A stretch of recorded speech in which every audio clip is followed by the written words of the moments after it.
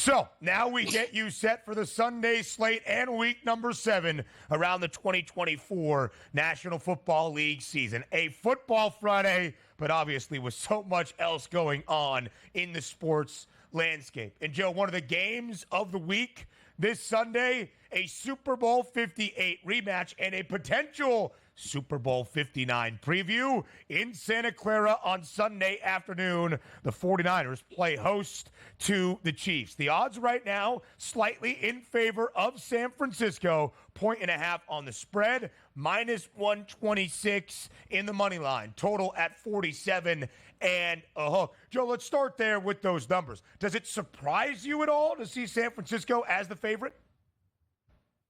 No, it doesn't. I mean, what are we, 6 months removed after the Super Bowl, right? And yet the 49ers were a short favorite in that game, too, were they not, if I'm not mistaken, in that game? So here we are, only they won't have Christian McCaffrey. I think their safety is still out as well, but Kansas City missing Rashee Rice here. L'Jarius Sneed is no longer there. So this is two totally different teams than we saw 6 months ago. But for the most part, where they're at this point in the season, it feels that this is the right number. I wouldn't give them a full 3, Ben, right? I mean, I don't think the market would go that crazy for home field advantage here. It feels like this is the right price given the circumstances of these two teams right now. Yeah, I would agree, Joe. I think when you just look at record and their head-to-head matchups in those big games where Kansas City has beaten San Francisco for a Lombardi twice in the last 5 NFL seasons, maybe the public would think, why is Kansas City at least not a slight road favorite in Santa Clara? Part of that is home field advantage, right? Not a neutral field like we had seen in previous Super Bowls. Kansas City has not been the underdog so far this season in their first 5 games. They've actually covered in 4 of 5. KC will enter week number 7 along with Minnesota, the 2 remaining undefeated teams in the NFL, fresh off a bye. But the 49ers, a little bit of a bye as well. They played last Thursday night, so some additional rest to get ready for this football game. Still not expected to have Christian McCaffrey back. Some injuries defensively for San Francisco as well. And, of course, for Kansas City, some injuries on the offensive side of the football. Joe, KC, an underdog 4 times last year, including their final 3 playoff games. Divisional round in Buffalo, championship round in Baltimore, Super Bowl 58 in Las Vegas against San Francisco. The Chiefs an underdog 4 times, once in the regular season, a perfect 4-0 outright as an underdog. So that's how the two teams stack up. And, Joe, it's not just a Super Bowl rematch. According to the odds makers right now on FanDuel, it's a Super Bowl preview. The Niners the favorites in the NFC. The Chiefs the favorites in the AFC. These the 2 shortest prices to win a Lombardi trophy this year in New Orleans. 5-1 for Kansas City, 7-1 for San Francisco. Is there a chance that Sunday in Santa Clara is also a Super Bowl preview? It wouldn't shock me. I mean, but to back up what you're saying, I mean, when you look at Patrick Mahomes in his career now, he is 16-2 against the number, 14-4 straight up, where he's an underdog or a favorite of up to 2 points. So, in other words, when Patrick Mahomes' back is up against the wall and they are challenged by better teams, or at least the better teams the market thinks are, guess what happens? He shows up, elevates him and everyone else around him, and they not only end up winning these games, but getting the outright covers as well. So, yeah, this could very well be exactly what we're going to get one more time around, but a lot of football left to be played. So when you look at San Francisco, they've been a favorite in every game since the start of last year. Again, it's just a 1.5 spread. We're talking about 30 cents of difference on the money line. But San Francisco, after the cover last week on the road, Thursday night in Seattle, now 12-14 ATS as the favorites since the beginning of 2023. San Francisco just 3-3 entering this football game. They have gone over in all 3 wins. They have scored at least 30 points in all 3. But KC's defense, Joe, has been great once again this year. Under in 3 consecutive games for the Chiefs. Quickly on that total, 47.5. You lean under or maybe some points on Sunday? Oh, I would not be leaning under in any way, shape, or form in this game here. Way too early for a defensive battle. Yeah, it probably will be. Northern California, beautiful in the month of October. Plenty more around the Sunday slate as Football Friday rolls on into hour 2 next. Welcome to hour number 2 of a Football Friday, live right here on the early line on SportsGrid and all across the Spiz Grizz network. In this second hour, it's a deep dive. Each and every game around the Sunday slate in the National Football League with Joe Ranieri and myself, Ben Stevens. Big Blue, Mike Blewitt, will join us in our second half hour of this second hour on this Football Friday on TEL. And Joe, frankly, it's more than a Football Friday because in hour 3 we'll set the stage for this Friday and the weekend. A doubleheader of MLB playoff action tonight. It's Game 5 in Queens. The Dodgers 1 win away from a National League pennant in a World Series berth. The Yankees and the Guardians in Game 4 after a sensational and historic Game number 3 last night in Cleveland. Will it be a split set? Will the Yankees take that commanding 3-1 series advantage? We've got Game 4 tonight in Minneapolis of the WNBA Finals. The Liberty 1 win away from its first ever championship in the W. And, of course, a Saturday slate and, frankly, a Friday night in college football that is darn good. Yeah, again, a little something for everybody here, Ben, as we sit in the middle of October. The halfway point of college football, almost there for the NFL. Still a lot to be decided here over the next month. Yeah, certainly so. So let's go to the NFL. We preview every game in the Sunday slate. It's our charge here on this Football Friday. We go to the end of Sunday in another monumental matchup in primetime for Aaron Rodgers and the New York Jets. Joe, here we were on Tuesday, reacting to the Jets falling short once again in a huge Monday night game at home against Buffalo. And then in our third hour, a little bit after 10 a.m. Eastern time, the huge blockbuster deal, the acquisition of Davante Adams. You and I both debated, would it move the needle? Would it be worth it? Does it make the Jets a playoff team after an abysmal 2-4 start? One thing we know for sure, it needs to happen quickly, and it needs to probably happen Sunday in the Steel City. So many questions, so many storylines for this game. We do know from the numbers, New York is a 1.5 favorite, minus 134 on the money line. Total sub 40, though, for this matchup. Joe, we expect Davante Adams to play for the Jets and make his debut for Gang Green, and we anticipate Russell Wilson to make his first start in a Steelers uniform on Sunday as well. How do you see Sunday Night Football in the Steel City then playing out? Oh, yeah, I see it as Snooze Fest USA here is what I see it as. Listen, I can tell you this. The New York Jets offensively looked pretty promising with Todd Downing in the first game of that role there, calling plays. A lot more motion. A lot more success on early downs that they had under Hackett. And, of course, I think that's only going to get better with Davante Adams in the mix, who is going to be very familiar with the offense and certainly very familiar with their quarterback, Aaron Rodgers. So I do think the opportunity for the Jets to keep improving offensively will be there. But Russell Wilson, I mean, what are we expecting here, Mike Tomlin? What exactly is it you think with Arthur Smith as your play caller is somehow or another going to light up this top 10 Jets defense, who will, by the way, probably be down a couple of members in that secondary, as Chuck Clark, the safety, along with, I believe, Reed, also probably not going to be available in this game. But what the hell does that matter? It's Russell Wilson. He can't throw the ball more than 10 yards down the field anyway. And I have a sneaking suspicion he's going to be under duress a lot. So, listen, I don't know. The Jets should win this game. They should win it rather easily. But isn't the under and maybe even team total under for the Pittsburgh Steelers a better look here, Ben? So, yes, I think so. And conversely, Joe, despite going up against the second-best scoring defense in the National Football League, that's T.J. Watt and Pittsburgh, the addition of Davante Adams has to mean an offensive onslaught, right? He doesn't play offensive line. Aaron Rodgers has been sacked 11 times in this 3-game losing skid. He does not kick field goals. Greg Zuerlein has been atrocious, as we saw on Monday night. The Jets are the second best total defense in the NFL, second best passing defense, allowing less than 150 yards per game. Welcome back, Russ. But they have been susceptible to allowing some yardage on the ground, more than $120 on the ground throughout this season.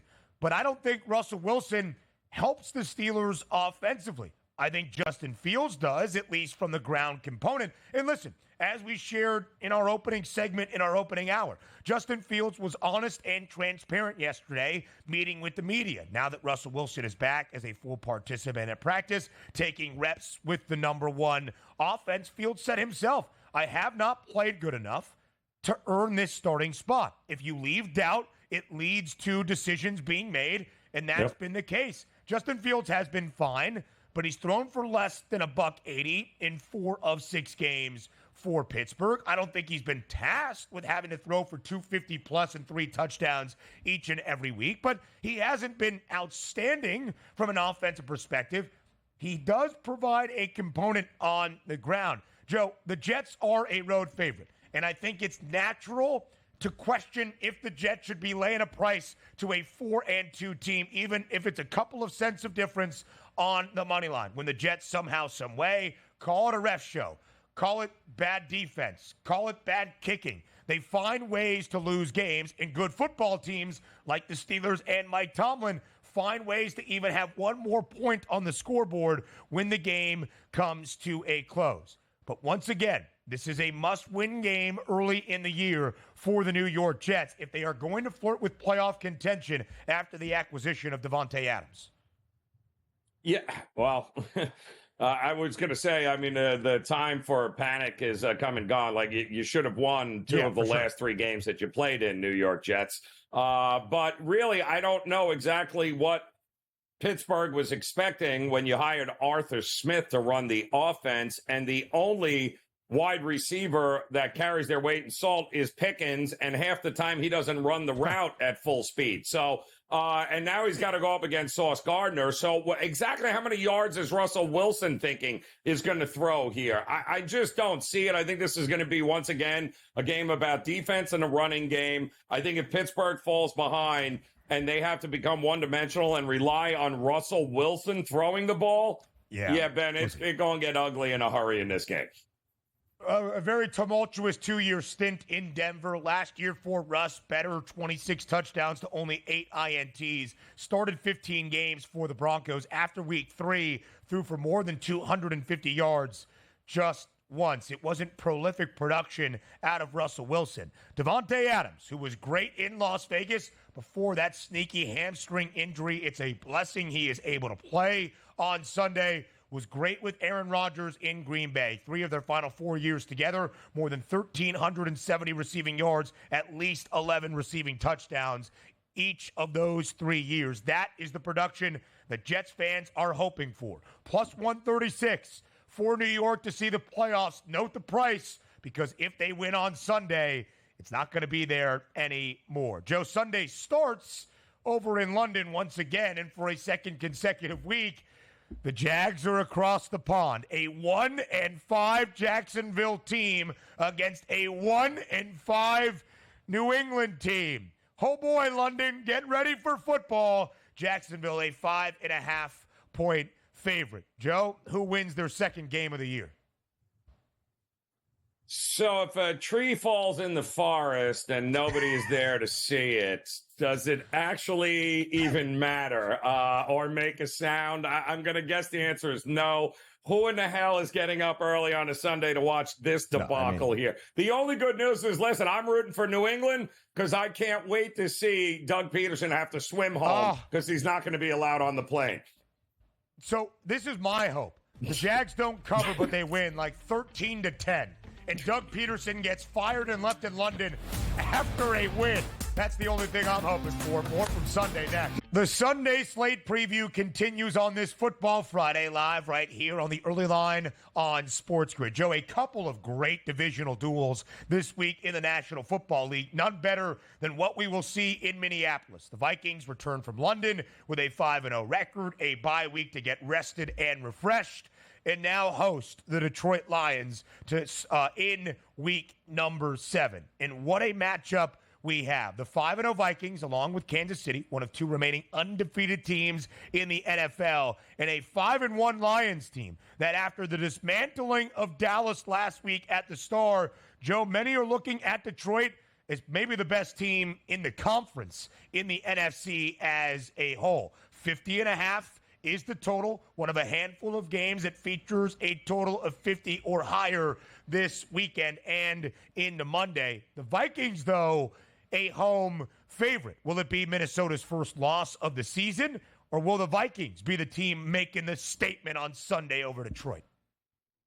Yeah, I mean, listen, just terrible what happened to Aiden Hutchinson in that game there with the broken tibia, and obviously going to miss him for the rest of their season, considering that he was responsible for more than half of the pressures on other quarterbacks from this Lions defense. He is probably just absolutely indispensable, Ben. I don't care who they throw out there. You're not going to be able to replace it. So the defense of Detroit got a little bit worse. However, it's a game of matchups here, right? And I may be crazy, but Jared Goff, as he's gotten older in this league, has gotten way better in recognizing the blitz and dealing with pressure. In fact, against Dallas, 6 of 7 for $178 when they tried to collapse the pocket and blitz him. Nobody blitzes more than Minnesota. That defense, we're talking about a 52% blitz rate. There are far too many weapons on the field for Detroit. If you are going to go all out and try to go get Jared Goff, good luck. There could be a lot of points in this game, and that's exactly where I would look. No way am I sweating out an under here because, again, Detroit's defense got a little worse, unfortunately, last week. You won the game, but boy, oh boy, at a big, big cost. But either way, it's an over for me in this game. Yeah, Joe, it's the sad reality of the National Football League, right? With a huge statement victory, you have what is a hampering to your long-term success. Losing Aiden Hutchinson is not going to be easy for this Lions team. Detroit under in 3 of their games so far this season. And on the other side for Minnesota, they have looked like a really solid team, Joe, but at times they have built big leads to only have the opposition respond. I said early, by the way, and my apologies, that Detroit was 5-1. They're looking to get to 5-1. They're 4-1 so far this season, also an early season bye. Joe, let's compare these two teams, though, as we look at where things stand in the NFC North. Co-favorites in the division and the NFC North, the best in football. They've got all 4 teams with a winning record, all at 4-2 or better. Plus 480, the price on Detroit to win the conference title. It's the second best number, only behind San Francisco. Third best price on Minnesota at 6-1. Joe, at the end of the road, the odds are favoring Detroit. How do you think this season plays out for both the Lions and the Vikings? Yeah, I mean, listen, keep in mind, too, we still haven't seen T.J. Hawkinson from Minnesota, right? He is hoping to be able to suit up for his first game this week against Detroit. That would be great here. So, Minnesota, the question here, Ben, to me is that is one of these teams overperforming? And I think the answer is yes. I think the Lions, we knew what we were going to get from the Lions. We were expecting exactly what we're getting from the Lions. Minnesota is the surprise.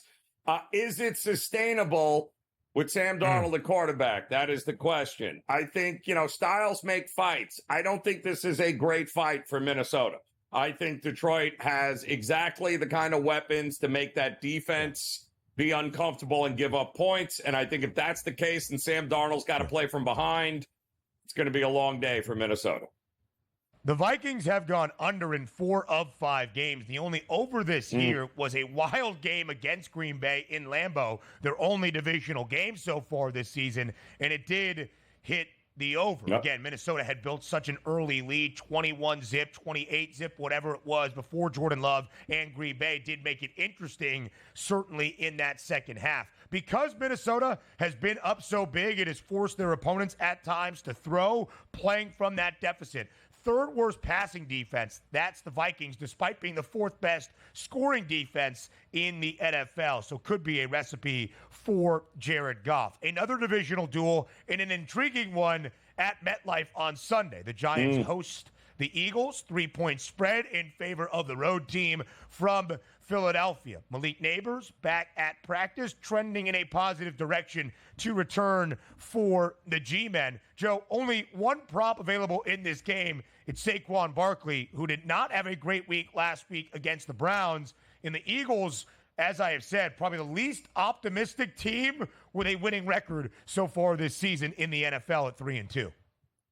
It's just awful. I mean, how do you come out of a bye week, get both your top outside weapons to you, and you can barely score 20 points and beat the Browns? You almost lost to the Browns. Absolutely ridiculous. Not to mention now they've lost their left tackle and their tight end in Dallas Goedert. Correct. Is it going to be the Saquon Barkley game? Probably, because I wouldn't trust them dropping back and throwing a whole lot. Didn't work out all that well. And say what you want about the Giants. That's a real defense, Ben. It's a really good secondary, too. So I think this has got under written all over it here. I think this is one-dimensional Giants against the Vic Fangio defense that's finally starting to get it. I don't see how we get over 43 points in this game. Joe, I would have to agree. The Eagles have been a true favorite, laying more than a point twice this year. They're 0-2 against the spread. They have not been a great cover team. There is not a lot of optimism right now for the Birds, despite their early season outlook. A good defensive performance could change that, and we'll see exactly what the G-Men present offensively. This will be now the 22nd consecutive game for the Giants as an underdog, 11-9-1 ATS in the previous 21. More around the Sunday slate up next here on the Early Line.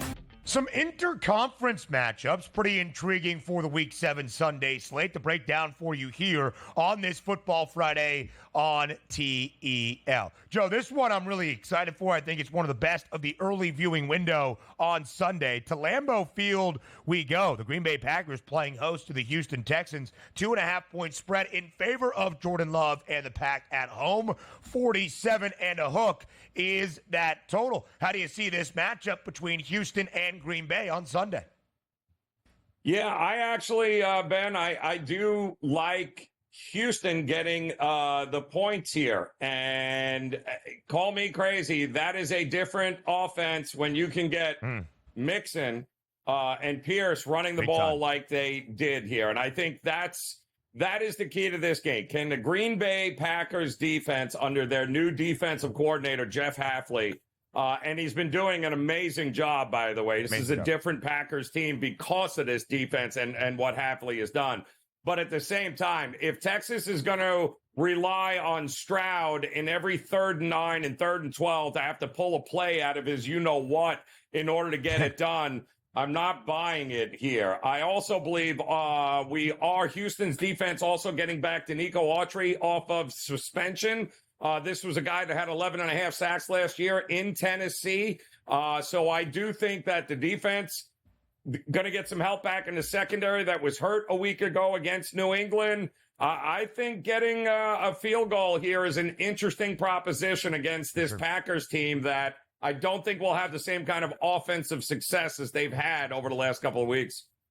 The Packers are a top 10 scoring defense, but they do allow some chunks of yardage from time to time. 339 yards given up. Not the case for the Texans. Third best total defense in the National Football League, only allowing 277 per game. Where Green Bay does excel under Jeff Hafley is taking the football away. They have forced multiple turnovers in every single game this season. The only team in the NFL that can say that. Jordan Love, of course, has been back for 3 consecutive weeks. The Packers have won their last 2. They have been booked as a favorite in the last 3 with Jordan Love. They have covered in their 2 wins. Joe, what's fascinating about this Packers team, 4-2 this year, of course, with 2 of those first wins coming with Malik Willis under center and as an underdog. The Packers have only been booked as a favorite 8 times since the start of last season. In a new era after Aaron Rodgers, how would Jordan Love fare? We get the reasons why. Just 4-4 ATS. And the Texans were not a good cover team to start the year. They are 5-1, but just 2-3-1 against the spread. But they were a favorite in every game but one. Now, Joe, when you look at Houston as an underdog with C.J. Stroud, there's not many better teams around the National Football League. 7-4 ATS since the start of last season. Those 2.5 points are intriguing. Stroud's prop, 258.5. Jordan Love's prop, 248 and a hook. Both 1.5 touchdowns for Sunday. Those are the numbers. All right, let's get to another game in the afternoon hours after 4 p.m. Eastern Time inside SoFi Stadium in Los Angeles. A couple of injury questions for the Rams. Will Cooper Kupp be back? Certainly on track to playing. The Rams off a bye, just trying to get healthy to avoid what could be a dismal season again. Just one win for this Rams team, and yet they're laying near a touchdown against the Raiders on Sunday, Joe. Yeah, far too many edges here for the Rams. Coming off a bye, they have a huge advantage in the coaching department on that sideline. The Rams are also getting just about everybody back healthy on the offensive line. They're also getting, like you had mentioned, Cooper Kupp in all likelihood back, going up against a Raiders defense that we still don't know if Max Crosby is going to play. You got rid of the malcontent there in Davante Adams, which is great. But does it matter who the quarterback is for the Raiders? The answer is absolutely not. This is the get-right spot of the season for the Rams. Yeah. I like the Rams defense. I like that they're getting healthier. I like that they've had a week to prepare. And there is nothing offensively about the Raiders that's going to scare this Rams team. I think Kyron Williams goes for 1 million yards. I think Stafford throws for 1 billion. There is no way this doesn't have double-digit win for the Rams all over it. I completely agree with you, Joe. It's a 6.5 point spread, and that feels jarring in favor of Los Angeles for a 1-4 football team. It's justified. This is the first time this year LA will be booked as the favorite. Last year, 6-3 against the spread, one of the best in the NFL when laying a number. There will be a reason why on Sunday. Big Blue up and in. Mike Blewitt joins a Football Friday next. Here we go on a Football Friday with Mike Blewitt, right here on the early line on SportsGrid to preview each and every game from the Sunday slate. Big Blue, as always, we appreciate the time. Thank you for being here on this Football Friday. So many games to break down and get your analysis for. Absolutely. Hopefully the games are a little bit more entertaining than last night's effort by the Saints. But Joe and I have sifted through the good games and the bad games every Sunday, and hopefully we'll get you off to a good start on In-Game Live this Sunday. NFL football in-game live game day with Mike Blewitt and Joe Ranieri. It starts at 1 p.m. Eastern time. Through that early viewing window, a ton of enticing matchups, including an AFC North showdown where one team is atrocious and record-wise, the other team is not better, but trying to turn their season around week by week, game by game, and hopefully for Cincinnati, win by win. Blewitt, the Bengals, a 5.5 point favorite in Cleveland against the one-win Cleveland Browns. 1-5 this year. It is the start for the Browns. Last week, their only cover as an 8.5 point dog in Philly in any of their 5 L's this season. It's a divisional game. You've got a road divisional favorite laying 5.5 points. Will it be competitive at all in Cleveland on Sunday? It's hard to think that after watching the Browns the last few weeks, but what I would say, the angle I would prefer to take here, because it's so many points on the road in division, Cincinnati has won 4 of their 6 first halves this year, and they generally get off to a good start. Last week, obviously, the Giants defense did a nice job on them, but they've generally gotten off to good starts. So I got 2 angles here. You can lay 3.5 in the first half with the Bengals, and their first half team total, the Bengals, is 12.5 right now. They're averaging nearly 14 points a game in the first half. So that's the angle I like. Bengals first half. I wouldn't be surprised if the Bengals kind of run away with this game, but to keep you from having to lay nearly a touchdown in division on the road, I think that's the way I'd go. Good luck. So, interesting one coming up in Orchard Park. The Bills coming off a huge division rivalry game, the Jets, in which they pulled it out. They got a new weapon there in Amari Cooper this week. And they're going to need Amari Cooper's help here because the rest of the weapons there against this secondary of Tennessee is not great here. This is not a spot I usually like to back Buffalo as a big home favorite, offer a big divisional road win. But my goodness, what are we expecting from Tennessee and Will Levis here? What are we looking at?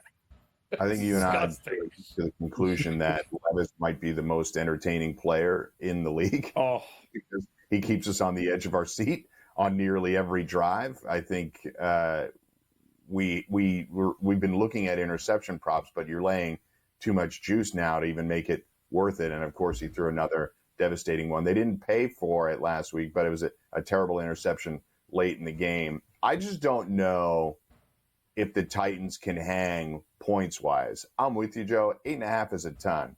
Coming off a short week against a divisional rival, they've got a new addition to the team. Doesn't necessarily mean Amari Cooper is going to come in here and produce right away. By the way, he leads the league in drops. Historically, as good as he is, he's a very hot and cold player in terms of production week to week. He lacks consistency, and it's not necessarily all on him. Clearly this year it's not on him. The quarterback play is the worst in the league in Cleveland. But are they going to get to 16 or 17 points? I just don't see it. I think Levis is going to be under a lot of pressure, and I like the Titans under on their point total, so under 16.5. The Titans have not had a total this year above 43 and a hook. So they are comfortable with these low numbers at 40.5 in Western New York. No props just out yet for the Buffalo Bills in terms of their receiving component. Amari Cooper, how will he factor in? They're banged up in that wide receiver room as well. And with James Cook, who did miss Monday night in MetLife, but sweet baby Ray Davis, the rookie running back out of Kentucky, was a huge spark and the Bills' leading receiver against the Jets with 55 yards out of the backfield. The Titans this year, just 1-4.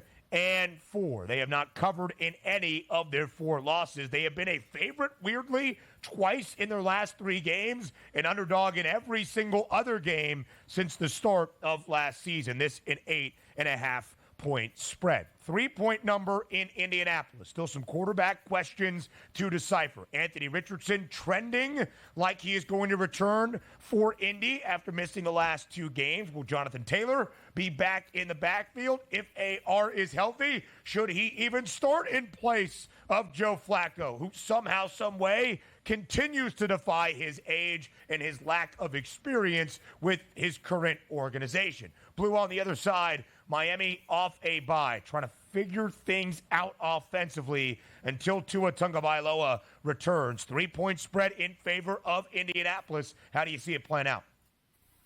So Miami's got a little bit of an out of sight, out of mind kind of feel coming into this week, right? The last time we saw them, they couldn't really operate anything offensively, and then people are sort of forgotten about it. The Tua, Mike McDaniel has come out and said that he expects Tua to play again this year, although there's no timeline as to when that will happen. Flacco has been really good when they need him to be, but it is worth noting that there was a sense of this last year with the Browns when he won Comeback Player of the Year, that even as he was winning games and throwing for 300 yards in every one of those games, he was turnover happy as well. Turnovers crept in a little bit last week in that Colts-Titans game, but I get a little concerned laying a lot of points with the Colts, but a flat 3, I think I'm comfortable here. Miami's got to prove it offensively, and maybe they'll have some gadget plays in order to help the QB play, but I just don't know that they can drive the ball consistently. It's an interesting spot for them because they have all the rest, but I feel comfortable at a flat 3. If it's 3.5, though, I might be leaning the other way. I think this is a 3-point game. The problem there, too, Blewitt, is you got Tennessee. They got a trip to Houston on deck here, and that's going to be a little bit more important to them, I think, than Miami. Possible. I know it's coming off a bye for Miami. No excuse for Huntley in this offense here, but I hate the spot for Indy here, no? Yeah, I agree. It's why I think I'm a little uncomfortable with this game generally, because if Miami's going to get it right at all, Joe, this year, this would be the spot to get it right. Yep. Yeah, no doubt. No doubt. Right now, the Dolphins, the worst scoring offense, or one of the worst scoring offenses in the NFL. An astronomical number on Tyreek Hill to find the end zone, plus 175. You would think in the bye week they have figured something out to at least feed him the football for the Fins. Should be a way to look. Last week, Blewitt, the Commanders go into Baltimore as a 6.5-point dog, lose by a touchdown, do not cover, snapping a 4-game win streak. But still, it felt like, hey, these Commanders can play with their rookie quarterback, Jaden Daniels. Now they're laying more than a touchdown at home against Carolina. Can Washington bounce back and get back into the win column and cover laying a big number at home against the Panthers? Yes, and it is a kind of a name your score kind of game, but it is now up to 30.5. This is a team that a few weeks ago we were just talking about a nice start for the rookie quarterback. Now the expectation is that they will score north of 30 points. I think the reality is if you expect a blowout in this game, you just go all in on the Commanders. Point total, lay the 8.5 and everything. I just haven't really seen enough out of the Panthers defense to get any stops. So separate the halves. Washington, the number one second half scoring team in the league. So you can separate the halves. You can take the team total straight up. That's the way I would play it. I would get away from the 8.5 and just because maybe Andy Dalton stays in it. So I like over 30.5 and maybe over in the second half for them. 51.5 is the highest total of the weekend. Washington over in 5 of 6. More from Sunday with Blewitt next. 3 games for the NFL Sunday slate in Week 6 feature a total 50 and above, including in Atlanta, where the Falcons are a 3-point home favorite in the Battle of the Birds against the Seattle Seahawks. And Mike Blewitt, a total of 50 and a hook. Has Atlanta started to figure things out with Kirk Cousins? They roll on the road last week in Carolina as expected, but easily handle the Panthers, covering as a near touchdown favorite in a road divisional game. Now they're laying a flat 3. That field goal number against the Seahawks team that started great and has struggled since. They were 3-0. Now they have dropped 3 in a row. How do you see Sunday in Atlanta playing out between the Falcons and the Seahawks? To answer your question, yes, I think Atlanta is starting to figure some things out.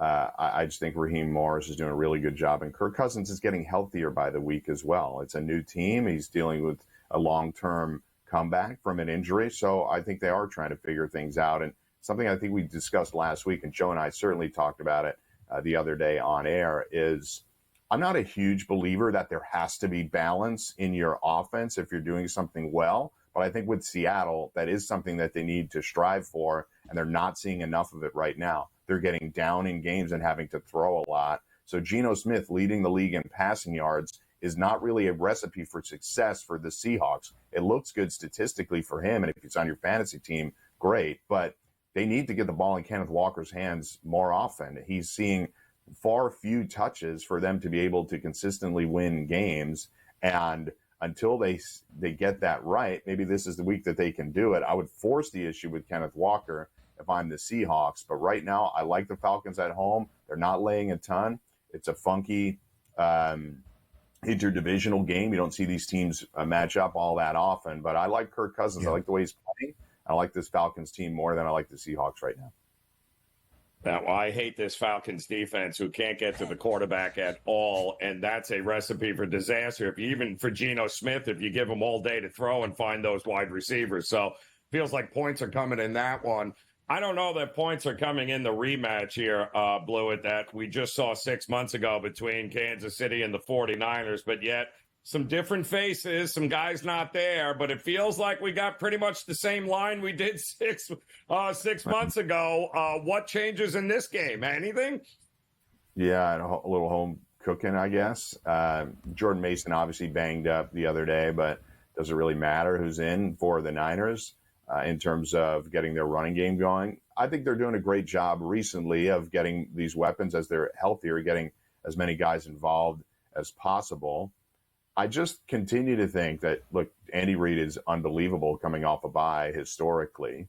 And I still find it a little quizzical, guys, that people ultimately concede that the Chiefs defense is legit, but people, because of Mahomes' presence and because of how prolific the offense has been in the past, I still think this defense gets underrated in terms of how good they are. They are one of the best defenses in the league. Yeah. I think they can create problems for Purdy, and I'll take the Chiefs getting points. Mahomes as an underdog and Reid coming off a bye. Those are spectacular records. Yeah, they certainly are, Blue. Last year, KC was the slight dog in Sin City. They win outright. They were an underdog 4 times last year. They won outright in all 4 games as a dog, a favorite in every one. San Francisco has been a favorite in every game since the start of a season ago. And, Blue, it's maybe not just a Super Bowl 58 rematch in Santa Clara. It's a potential Super Bowl 59 preview. Both of these teams, the Chiefs in the AFC, conference title favorites. The Niners in the NFC, conference championship favorites. 2 best prices to reach Super Bowl or to even win Super Bowl 59 at 5-1 for the Chiefs, at 7-1 for the 49ers. Is this not just a Super Bowl rematch, but a potential preview as well? I think so. People certainly panic about the Niners seemingly every time they get off to a bad start, which is frankly pretty often under Kyle Shanahan. You want to see McCaffrey back. It may not be for a while that we see him, but I don't think there's been any chatter in terms of having to shut him down for the season. So their bye week is coming up, in week 9. So I think you could see McCaffrey back in a few weeks, and we'll be talking about the Niners getting on this roll that they tend to get on as they get into the playoffs, and obviously through the playoffs they've had a lot of success. So right now it'd be hard for me to go a different way. I picked the Packers and the Chiefs at the beginning of the year. I do like the Packers, especially the way you mentioned earlier, the way they're playing defense and how good Jordan Love has been at times this year. I think they're still a real challenger along with the Lions.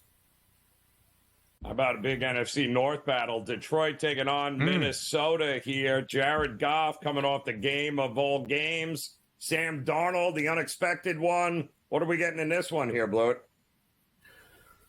Really good one. The Lions. So I think the Lions' performance against the Bucks was an interesting way to watch the market, right? It had everybody back off the Lions a little bit because of a funky performance in there. One in which they got into the red zone, I think it was 7 times, and didn't score a touchdown. So we saw last week them explode again. Now, this is the Vikings coming off a bye at home. You'd be betting a road divisional dog, but I just think right now the Lions are the better team. We saw some cracks in the armor with Darnold in London, and the way the Lions played last week. Is there too much of an emotional high to come in and play a divisional opponent? I think that's possible. I just think the Lions are the better football team, and all I have to do is, I'm catching 1.5 in this one. I think if these teams played a month from now, we'll see the Vikings' proper water level settle out, and I think we'll notice that the Lions and the Packers are the class of this division and not the Vikings, although I do think the Vikings are a very respectable playoff team.